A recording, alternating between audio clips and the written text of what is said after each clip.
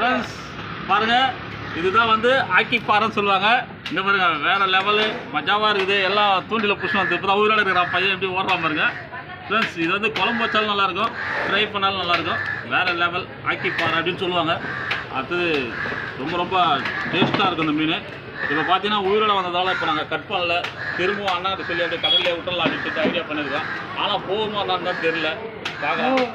பாருங்க வேறு லெவல் பாருங்கள், மஜாவாக இருக்குது. ஆக்கி பாறை